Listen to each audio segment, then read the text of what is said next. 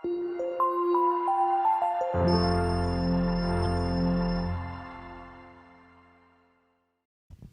morning po sa ating lahat. Tayo pong lahat ay magsitayo and open our Bibles in the book of Revelation chapter 21. Revelation chapter number 21. Last Sunday we have talked about the dreadful place called hell. And this morning I would like to talk about the opposite of that place. The beautiful place, heaven. How beautiful heaven must be. Tayo po'y manalangin. Panginoon, salamat po sa umagang ito na binigay niyo po sa amin. Na kami ay maaring magsama-sama sa ilalim ng bubungan na ito upang maipahayag at maipadama namin sa inyo ang aming mga wagas na pagsamba. We wanted to worship you and to glorify you this very morning.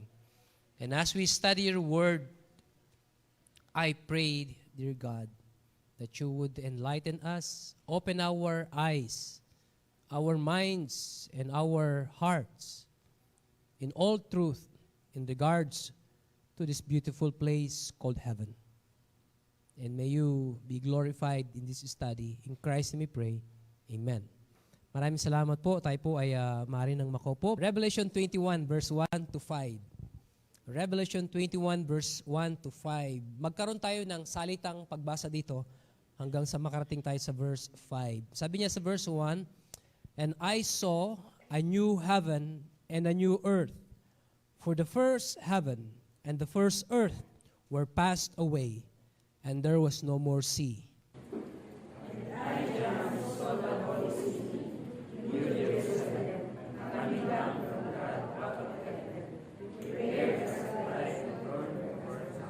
Verse 3, "And I heard a great voice out of heaven saying, Behold, the tabernacle of God is with men, and he will dwell with them. And they shall be his people, and God himself shall be with them, and be their God.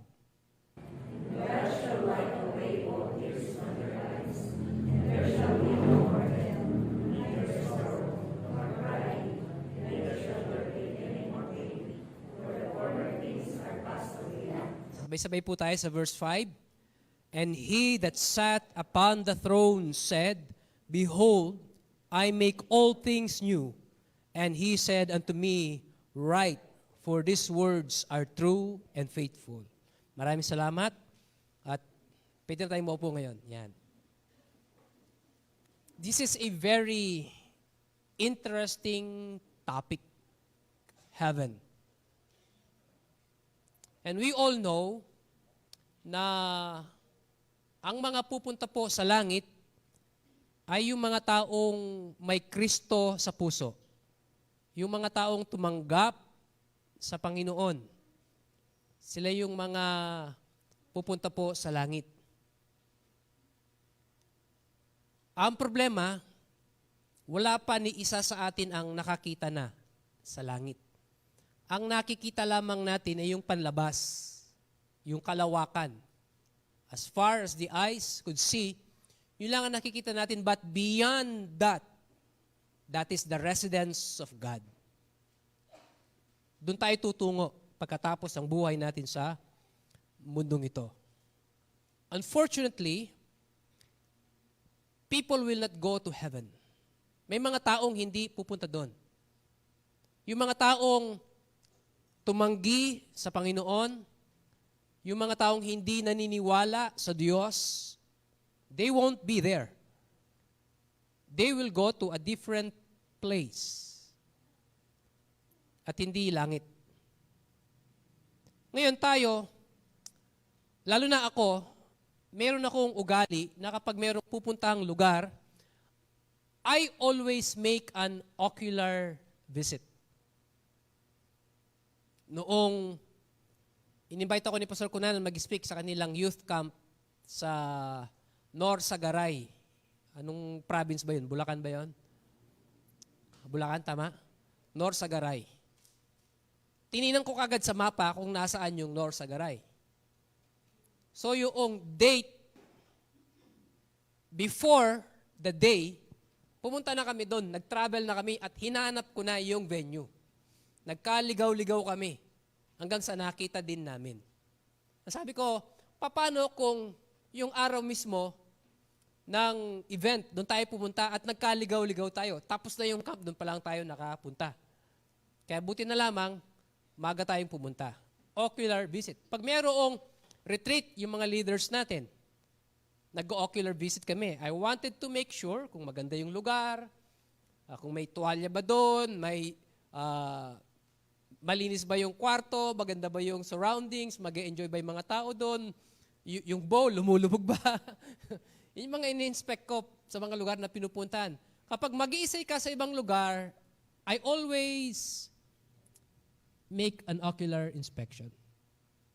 Pero sa langit, we cannot do that. Ang ganda siguro kung pwede natin gawin yun, yung, Lord, bako ako uwi sa langit, pwedeng ocular inspection muna, kung okay dyan. Hindi. But somehow, God gave one of His apostles, John, that privilege.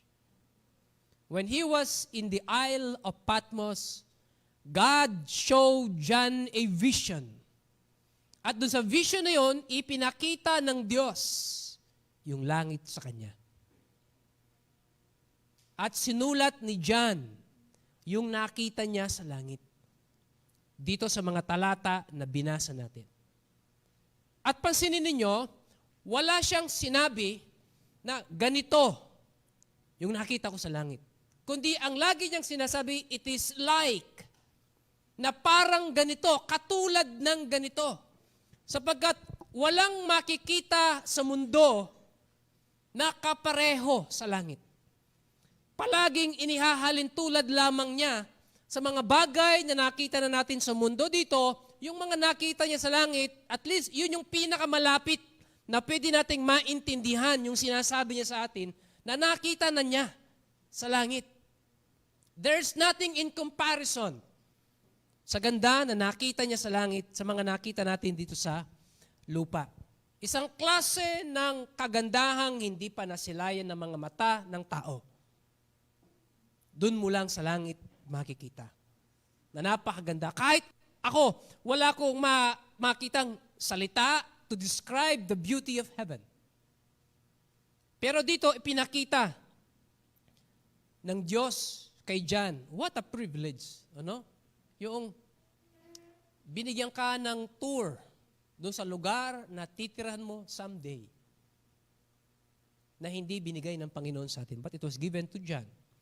Meron pong isang naglalakad minsan sa sementeryo at meron siyang nakitang nakasulat sa lapida. Meron tayong privilege na maglagay ng mga statements sa lapida ng mga mahal natin sa buhay na nililibing.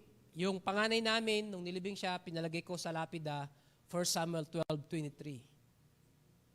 I shall go to him. Hindi na siya babalik sa amin, pero pupunta kami kung saan siya dinala ng Panginoon. Nandun yun sa lapida. Recently, pinasyalan ko yun at nandun pa yung lapida. Purihin ng Panginoon, di pa tinanggal. Itong laong to, naglalakad siya at nakita niya sa isang lapida ang mga katagang ito. Sabi niya, pose, stranger. When you pass me by, as you are now, so once was I. As I am now, so you will be. So prepare for death and follow me. Parang sinasabi doon sa lapida na yung nakalibing doon, nakikipag-usap siya doon sa buhay na naglalakad. Tumigil ka sandali habang dumadaan ka sa akin. Kung ano ako ngayon, magiging ganito ka. Kung ano ka ngayon, ganyan ako dati. So, paghandaan mo yung kamatayan. Pero itong naglalakad na to, nabasa niyo, hindi siya kontento. Dinagdagan niya yung nakasulat dun sa lapida. Ito yung sinulat niya. To follow you, I am not content until I know which way you went. Di ba? Hanggat hindi niya alam kung saan nagpunta yung namatay noon, hindi siya kontento, nasusunod lang siya basta ng ganun-ganun lang. Tayo ng mga buhay, binigyan tayo ng Panginoon ng pagkakataon na habang buhay tayo, malaman natin kung saan tayo pupunta after our life here on earth. Either heaven or hell. Kung gusto mo sa impyerno, don't do anything. Just live your life. But if you want heaven, you accept Christ. Tanggapin mo si Kristo sa puso mo. If you want heaven. Hindi ko alam sa marami sa atin, pero ako, I am 100% sure. Kung pwede lang, 1,000,000 times sure. I'm going to heaven. December 11, 1991, I accepted Christ in my heart as my personal Lord and Savior. In fact, I accepted Him 3 times.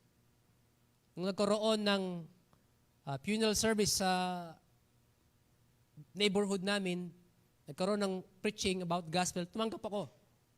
Nag-attend ako sa church, Sunday school, dinala ako doon, pinresent uli yung gospel, tumanggap uli ako. Then, one Sunday evening, gusto ko talagang matiyak na sa langit ako pupunta. Lumuhod uli ako at nanalangin, nagsisi sa aking mga kasalanan at tinanggap ko uli ang Panginoon. Hindi mahalaga kung ilang beses kang tumanggap sa Panginoon. Importante, sincere kang tumanggap sa Kanya. Di ba? Yung, mas mahirap yung tumanggap ka na pagkatapos narinig mo yung gospel na convict ka, pero tumanggap na ako ligtas na ako. Paano kung yung assumption mo na yon ay hindi sincere? Then darating ang araw, imumulat mo ang mata mo, wala ka sa langit. Panginoon, ba't nandito ako? Di ba tumanggap na ako? Tumanggap ka, pakitang tao lang yun para lang matapos yung conversation ninyo, but hindi sincere sa puso mo. So make sure na totoo yung pagtanggap natin sa Panginoon. There is a man, nakalimutan ko po yung pangalan niya, yung kwento niya, ginawa pong movie, ang title ng movie, The Man Without a Country. Si Philip Nolan ang gumanap doon sa movie na yun. During the Second World War, meron pong isang tao, meron siyang kaso, nagkaroon ng hearing sa korte, at hindi niya matanggap yung verdict sa kanya. So ang ginawa niya, minura-mura niya yung korte, sinumpa niya yung bayan, yung justice system ng bansa nila. So doon mismo, hinatulan siya ng korte na tinanggal yung citizenship niya sa bansang yun. He was outcast. So ang ginawa niya, tumira siya sa dagat, mayroon siyang maliit na bangka. Walang bansang gustong tumanggap sa kanya. A man without a country. I-try niyong i-google. Nakikita niyo yun. A man without a country. The Bible says in Philippians chapter 3 verse 20 that our conversation is in heaven. Ang ibig sabihin po ng conversation dito, citizenship. Ang ating pagkamamamayan ay hindi po dito sa lupa, kundi sa langit. Pastor, paano yun? Filipino citizen ako, o American citizen ako, o senior citizen ako. Ano yung citizenship sa langit? Yung pagka-citizenship natin dito sa lupa is only temporary. May expiration. Pag namatay ka, tapos na yung citizenship mo. Ang susunod doon, yung eternal citizenship. Saan yun? Either hell or heaven. And the Bible says that if you have Christ in your heart, our citizenship is in heaven. Those that are saved are citizens of a heavenly country. Kaya tama yung sinabi nung awit na, this world is not my home. I'm just a passing through. Dumadaan lang po tayo sa mundong ito. Nakikidaan lang tayo. Hindi ito yung pagkamamamayan natin. Hindi dito yung tahanan natin. We are just passing through. Wala pong nakakaalam, kahit tayo hindi natin alam kung hanggang kailan yung time na ipamamalagi natin sa lupang ito. Pero ang importante, meron tayong lugar na patutunguhan. Tama po yung sinabi dun sa awit kanina, that there is coming a day when no heartaches shall come. No more clouds in the sky, no more tears to dim the eye. All is peace forevermore. On that happy golden shore, what a day, glorious day that will be. Ang nakita ni John ay isang napakagandang lugar. It is a glorious place. Now, gusto pong tingnan natin, silipin natin sa mga nakita ni John, yung langit. Base sa mga description niya. Silipin natin yung langit. Last Sunday, sinilip po natin ang impyerno. Ngayon, yung langit naman. Okay? 3 things that I wanted to share with you about this place. Number 1, the astounding size of the city. Gaano kalaki itong syudad na to. Sa 21 verse 15 to 17, ito po ang sabi niya. And he that talked with me had a golden reed to measure the city. Meron siyang patpat para sukatin yung syudad. And the gates thereof, and the wall thereof, and the city lieth 4 square. Ibig sabihin ng 4 square, perfect square, kwadrado siya. And the length is as large as the breadth. And he measured the city with the reed, 12,000 furlongs. The length and the breadth and the height of it are equal. Ang equivalent po ng 12,000 furlongs is 1,500 miles. That is 2,400 kilometers. Yung haba niya, yung lapad niya, at yung taas is 2,400 kilometers. Ganun siya kalaki. Para magkaroon kayo ng perception kung gaano kalaki yung 2,400 kilometers na yun, yung pong Boss Ironman, yung mga nagmumotor ng big bike, may Boss, in fact, ongoing po ngayon, Boss Ironman sa Mindanao. Kung iikutin po yung buong Luzon, from Clark, La Union, Lawag, Tugigaraw, Cagayan, baba ng Aurora, babalik ng Clark, that is 1,200 kilometers. Doblihin mo yun. 2,400 kilometers. Yun po yung haba ng syudad. Yung lapad ng syudad, ganun din. Yung taas ng syudad, ganun din. 2,400 kilometers. Imagine that. Napakalaki. Napakalaki ng syudad. That is the size of the city. It is 2,400 kilometers in length.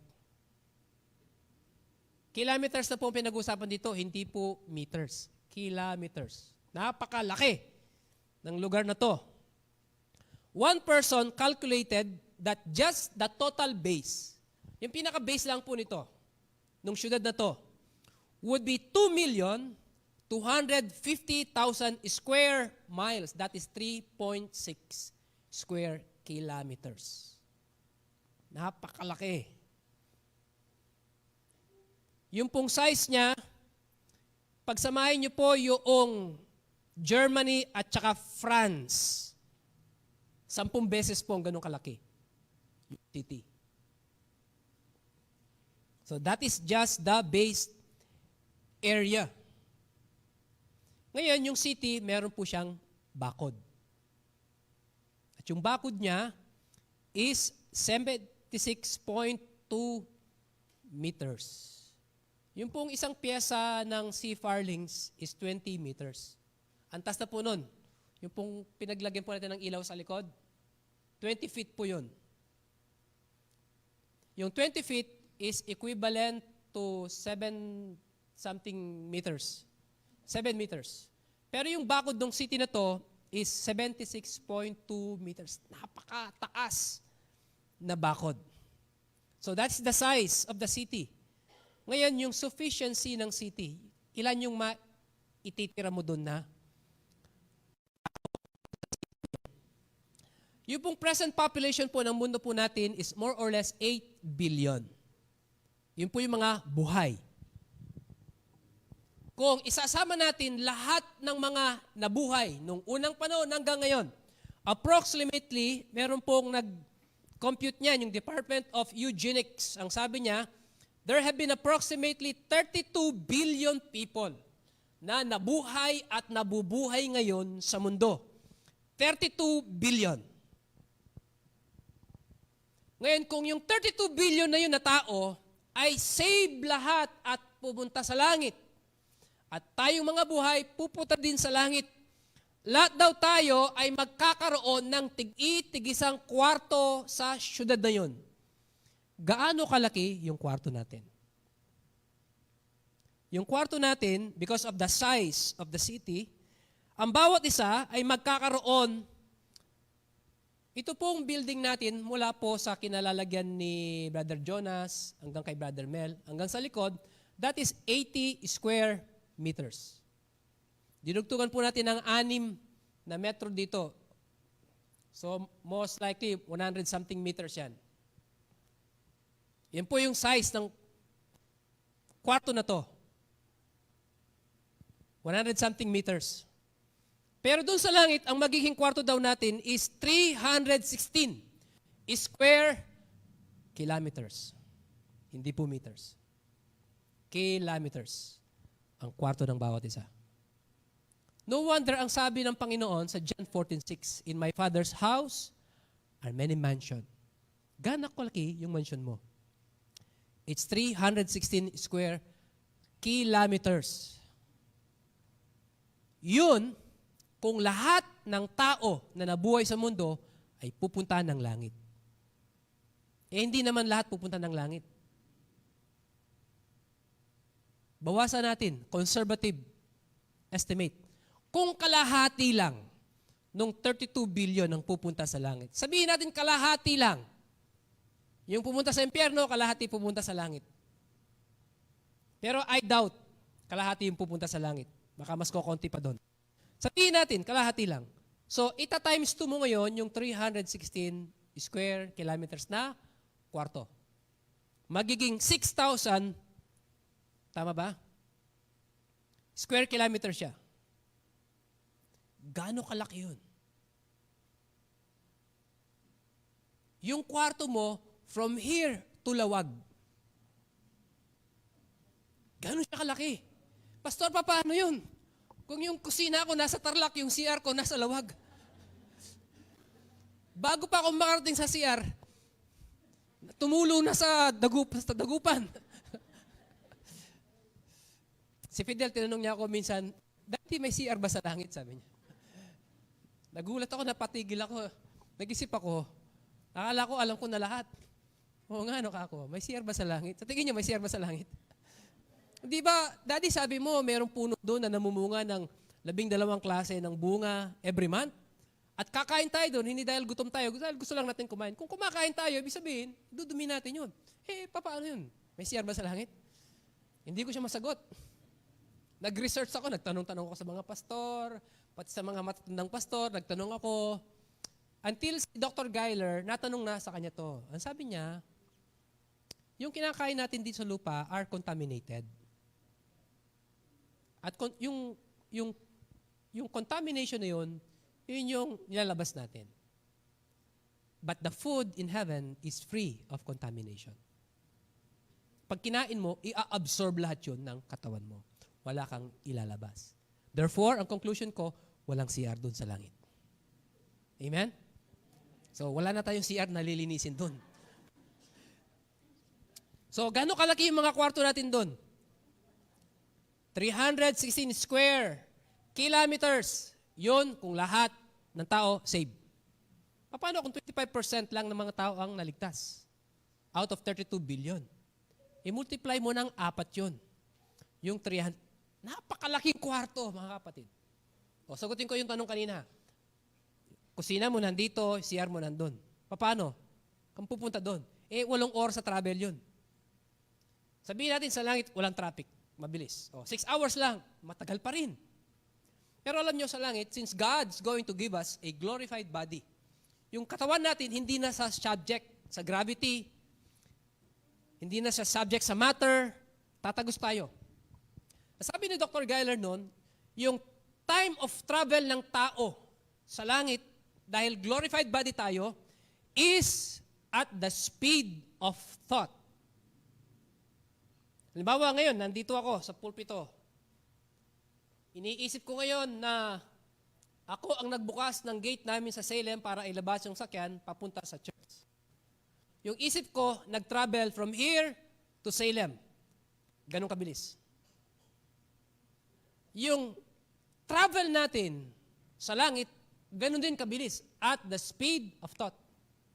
Ganun kabilis. So kung nandito ka, pupunta ka sa kabilang side ng kwarto mo, as the speed of your thought, nandun ka. Because of the glorified body. So yun, patalastas lang yun, hindi kasama sa outline, pero para magkaroon tayo ng idea. So that is the astounding size of the city. Now, the amazing scenery of the city. John did not only saw a large place, but a lovely place. He did not only saw a big place, but a beautiful place. Minsan isang gabi, mayroong isang bata kasama yung lolo niya naglalakad. Tumingala siya, nakita niya yung napaka-liwanag na kalawakan na parang nagpaparada ang di mabilang ng mga bituin. Pagkatapos hinila niya yung damit ng kanyang lolo, sabi niya, Lo, napakaganda ng kalawakan. Kung iyan ay labas pa lang ng langit, gaano pa kaya kaganda yung loob ng langit? Heaven must be a very beautiful place. Nung si Thomas Edison ay namamatay, meron siyang binubulong sa kanyang asawa na hindi niya maintindihan, nilapit niya yung kanyang tenga sa bibig ng asawa niya. At ang sabi niya, it is very beautiful over there. On his deathbed, nasusulyapan na niya yung langit. Ganon kaganda yung langit. These are the testimonies of people na malikot yung imagination nila when it comes to heaven. Tingnan natin, the grandeur of the city. In verse 12, we can read, a wall great and high, mataas na bakod, and in that wall, 12 gates. Makikita natin sa verse 21, mag-jump po kayo sa verse 21, an interesting description of these gates. And the 12 gates were 12 pearls. Bawat side ng bakod, merong 3 gate. Dahil kwadrado yan, so 4 na kanto. 3 gate each side. At yung mga gate, ang sabi ng Bible, were 12 pearls. Every several gate was of 1 pearl. These gates were not made out of pearls. Hindi po ito gawa sa mga perlas. Hindi ito overlaid ng perlas. But the gate itself is a pearl. Yung buong gate ay perlas siya mismo. Dito tayo makakakita ng pinakamalaking perlas na masisilay ng ating mata sa langit. Yung pinakamalaking perlas na nakita nasa Guinness Book of Record, ganyan kalaki. At hindi siya bilog. But doon, yung pinakamalaking perlas na makikita natin is 76.2 meters in diameter. Napakalaking perlas. That is the gate. Ngayon yung pinakadingding ng bakod, the wall of it, verse 18, the wall of it was of jasper. Ano yung jasper? Ako, hindi pa ako nakakita ng jasper. Siguro nakakita na ako, hindi ko alam na jasper yun. Jasper is a gem from the family of quartz, na usually ang kulay po nito ay red. Na parang salamin. Red, na parang salamin. Parang nakakita ng diamond na red. Ganon yung jasper. At yung dingding nung bakod is made out of jasper. So yung gate niya, perlas. Yung bakod, jasper. At yung mga bakod, mayroong mga pundasyon. May mga pundasyon yung bakod. The foundations were garnished with all manner of precious stones.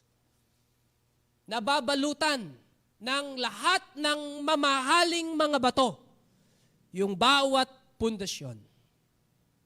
At yung kalsada, verse 21, And the 12 gates were 12 pearls. Every several gate was of 1 pearl. And the street of the city was pure gold.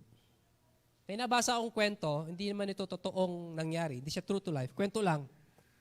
Meron daw isang taong mayaman na namamatay na. Ngayon, yung kayamanan niya, dahil mahal niya yung kayamanan niya, gusto niyang dalhin sa kamatayan yung kayamanan niya. So, nakiusap siya sa Diyos na dalhin yung pera niya sa kanya. Sabi ng Panginoon, hindi pwede. Iiwan mo lahat yun. Nakiusap siya hanggang sa pinagbigyan siya ng, sige, pwede. Pero, isang carry-on luggage lang. Parang sa airport, Isang carry-on luggage lang. Pinagbigyan siya. So, inisip ng taong mayaman ito kung paano niyang dadalhin yung napakadami niyang pera. In dollars ba? In peso ba? In francs ba? In ringgit ba? In yen ba? So, ang ginawa niya, kinonvert niya ng ginto. Pinambili niya ng mga ginto yung pera niya. Pero maraming ginto pa rin. Ang pwede lang niyang dalhin, isang carry-on. Parang isang backpack lang. So, lahat ng may sisiksik niyang ginto, nilagay niya doon. Napakabigat ng bag niya. So, namatay siya. Pagdating sa gate ng langit, nandun si San Pedro sa lubong niya. Bago kita papasukin, inspect ko muna yung laman ng bag mo. Parang airport talaga eh. Dinaan sa scanner at nakita, merong mga batong malaki sa loob. Pagdaan ng scanner, binuksan yung bag at nakita yung laman. Ang sabi ni San Pedro, sinong taong nasa matinong pag-iisip ang magdadala ng kalsada dito sa langit? Kasi yung kalsada sa langit, gawa sa ginto. Aapakan lang ng tao yung ginto sa langit pagkatapos siya nagdala ng ginto sa langit. Of course, kwento lang ito. Hindi totoong nangyari, pero merong katotohanan in some part. Kahit dalhin mo ang ginto sa langit, walang value ang ginto na yan sa langit. Sapagkat doon ng ginto, inaapakan lang ng tao. Amen? Kaya mga magnanakaw, bawal sa langit. Diba? Sabi niya sa 24 verse 4, yung mga thief, bawal sa langit kasi tutungkabin nila yung kalsada doon. Nung pag nadadaan ako sa Maliwalo, yung bypass road doon, papuntang Market View, yung mga bakal sa kalsada nawala. Yung mga angle bar, doon sa mga nangawala, tinungkab yun kapag gabi. Kaya mga magnanakaw, bawal sa langit, tutungkabin nila yung kalsada doon eh. Kaya kung may magnanakaw sa atin, manguupit sa atin, magsisi na kayo. Hindi kayo papasukin sa langit. Kasi uubusin nyo kalsada doon. Then, the glory of the city. Verse 11. As having the glory of God. Alam nyo, ilang beses ko na rin nasubukan sumakay ng eroplano. Pag gabi, dudungaw ka sa bintana ng eroplano, makikita mo sa baba yung napakadaming mga ilaw. May mga mahihinang ilaw, malalaking mga ilaw, tapos yung landscape ng mga highway, lalo na sa mga exit ng expressway, makikita mo yung napakaliwanag na kalsada, napakaganda ng tanawin from above. Titingnan mo sa gabi, nagkikislapang mga ilaw sa baba. But in heaven, it's going to be a beauty that has never been seen. Sapagkat yung liwanag na makikita po natin doon, ay yung glory ng Panginoon. Yung glory ng Diyos ang magbibigay ng liwanag sa buong kalangitan. Number 3, the adoring saints of the city. Sino yung mga titira sa langit? Verse 9, and there came unto me one of the 7 angels which had the 7 vials full of the 7 last plagues, and talked with me, saying, Come hither, I will shew thee the bride, the Lamb's wife. Sino yung bride na to? Sino yung lamb? Nung si John the Baptist ay nagbabaptize sa Jordan River, dumarating ang ating Panginoong Jesucristo, ito ang sabi ni John the Baptist, Behold, the Lamb of God. Ang ating Panginoong Jesucristo, siya yung lamb. He is the lamb. At sino yung ikakasal dun sa lamb? Kasi sa langit magkakaroon ng marriage supper of the Lamb. May pakakasalan yung Lamb. Sino yung pakakasalan nung Lamb? It is the church. At sino yung church? Ang church ay binubuo ng mga taong tumanggap sa Panginoon. You are a part of the church. Ang sabi niya sa verse 24, and the nations of them which are saved, yung mga ligtas, shall walk in the light of it. Yung mga ligtas, sila po yung mga naglalakad doon sa city na yon. Sila yung mga citizens ng city na yon. Sa madaling salita, lahat ng mga ligtas, they are going to be the occupants of that city. At naniniwala ko, nakita ni John, si Moses nandun. Si Elijah nandun. Si Elisha nandun. Si Noah nandun. Si David nandun. Si Abraham nandun. Si Isaac nandun. Si Adam nandun. Si Seth nandun. Si Gideon nandun. Si Samson nandun. Si George Whitefield nandun. Alam nyo, nakaka-excite sa lahat. Hindi pa ako nakakapunta doon, pero si John, nakita na niya kung saan ako titira. Nakita na ni John yung titirahan natin doon. Nakita na niya lahat because we are going to be the occupants of that city. Ano yung magiging occupation natin doon pagdating natin doon? Ano yung magiging trabaho natin doon? Anong gagawin natin doon? Verse 3, ito sabi niya, and there shall be no more curse, but the throne of God and of the Lamb shall be in it, and His servants shall serve Him.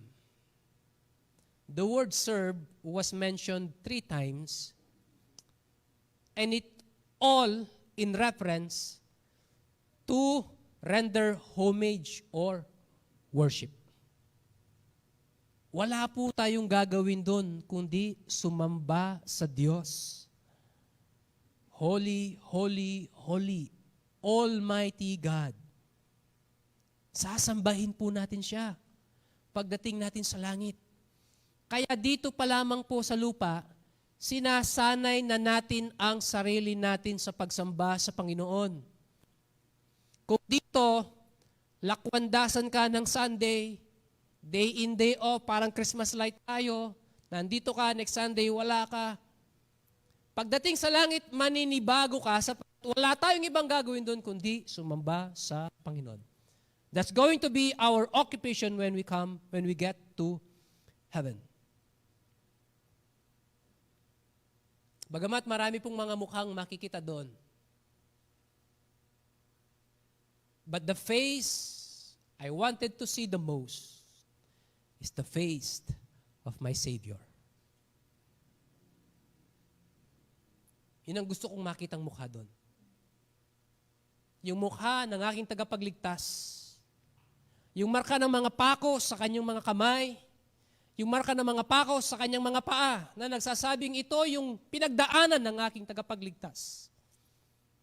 Kung bakit nagkaroon ako ng pribilehiyong makapunta sa langit because of those marks. I wanted to see the face of my Savior when I get to heaven. Ang sabi nung inawit ng special number kanina, what a day that will be when my Jesus I shall see. When I look upon His face, the one who saved me by His grace. Ang Diyos na nagligtas sa akin sa pamagitan ng Kanyang biyaya.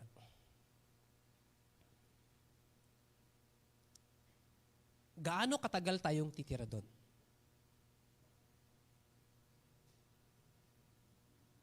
Minsan kapag nagtayo tayo ng bahay natin, sinisigurado nating matibay na matibay siya, that it will take the test of time. But the question is, ilang taon mong titiran yung bahay na yan? Yung panganay po namin si Faith, she's turning 19. It's coming June. At kinukompute ko na sa isip ko, mga ilang taon kaya bago ito mag-asawa. Kasi pag nag-asawa siya, aalis na siya sa amin eh. Kung mag-asawa siya, katulad ng edad ko, So meron pang 6 na taon namin siyang makakasama sa bahay. Kaya kinukulit na niya ako eh. Walang linggong lumilipas na hindi niya sinasabi, Daddy, gawa muna ako ng kwarto. Gusto ko magkaroon ng sariling kwarto.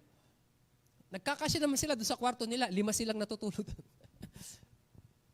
Pero iniisip ko, nagigilty ako na, dapat magkaroon siya ng sariling kwarto. At least yung 6 na taon, ma-enjoy niya yung kwartong yun. Kasi 6 years na lang siyang titira sa amin eh. Ma-enjoy niya na meron siya sariling kwarto. Although hindi ko alam kung yun talaga yung ina na mag-aasawa siya or kung mag-aasawa man siya. Ibig sabihin, merong hangganan yung pananatili niya sa amin. At kahit kami, yung pagtira namin sa bahay, may hangganan. Darating yung time, sasakit ng tuhod namin, hindi namin kayang umakyat sa hagdan, doon na kami sa baba, gagawa kami ng kwarto sa garahe. O baka ibenta namin, paggawa na lang kami ng kwarto dito sa likod ng church, para din na kami magbibiyay sa traffic sa bayan. May hangganan yung pananatili natin doon. Dito sa lupa, may hangganan din yung pananatili natin. But in heaven, there's no expiration date. Rent-free. Walang landlord na magpapalaya sa iyo dahil di ka nakapagbayad ng renta. At pang walang hanggan tayong titira doon sa langit. Alam nyo yung SM sa San Fernando, kung gaano kalaki yon? Siguro it will take you 3 days para malibot mo lahat ng stall sa SM sa San Fernando. Kasi kada punta namin doon, yung wala akong gagawin, maghapon akong maglalakad, hindi ko pa malilibot lahat. Lalo na kung babae ang lilibot doon. Kada isang store, kalating oras siya doon. Ako, silip lang eh. Silip lang. Yung babae, kalating oras doon, bubuting-tingin niya lahat. Punta sa kabila, parang mas mura sa kabila, babalikan pa niya yun. Siguro mga 1 buwan o 1 taon, ganyan. SM lang yun ng San Fernando. How much more yung kwarto mo sa langit? 316 square kilometers yun. Gaano katagal mong lilibutin yung kwarto mong yun? Kung mangangapit bahay ka pa, magmamartes ka. Salamat na lang sa Panginoon. Magagawa natin lahat yon because we're going to live there for eternity. Panghabang panahon, mananatili tayo doon. Ngayon, yung sakripisyo na ginagawa natin dito sa lupa para sa Panginoon, yung pananambahan natin, yung pagmiministeryo, paglilingkod mo sa Panginoon, it's nothing in comparison sa pananatili mo sa langit. Saglit ka lang titira sa lupa, anak. Yung sakripisyo mo dyan at paghihirap mo, saglit lang. Pero yung pananatili mo sa piling ng Diyos is going to be for eternity. Meron pong isang membro ng isang church. For the longest time, her whole life, nagtapat siya sa Panginoon, nasa church siya. Dumating yung time, matanda na siya, hirap na siyang maglakad, hindi na siya nakakapag-church because of her physical condition.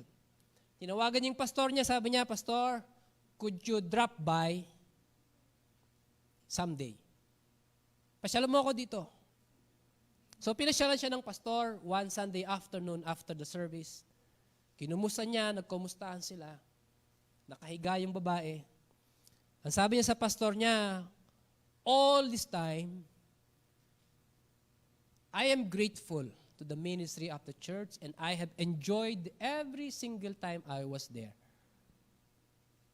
And now, my time is about to come to say goodbye. Mamamatay na siya.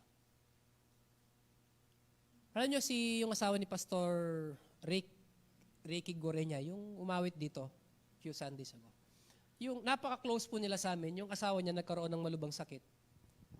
At alam niyang mamamatay siya sa sakit niya. So buhay pa lang siya, pinlano na po niya yung kanyang lama, yung libing niya. Namili na siya kung ano yung mga aawitin sa funeral service, sino yung mga mag-special number. Pastor, gusto ko ikaw mag-preach sa aking lamay. Gusto ko ikaw maglibing sa akin. Pinlano niya lahat. Pati pagkain na ihahanda. Pinlano niya lahat. Lahat ng mga gusto niyang pumunta doon. Pati isusuot niya, pinlano niya lahat. Itong babaeng ito na dinalaw ng pastor, ganun din. Pinlano niya lahat na. Yung lamay niya, yung aawitin sa kanyang funeral service. Pero meron akong special request, ang sabi niya sa pastor niya. I want my Bible on my left hand. What about on your right hand? Sabi ng pastor. I want you to put a fork on my right hand. Of all the requests, bakit fork? Alam niyo yung fork?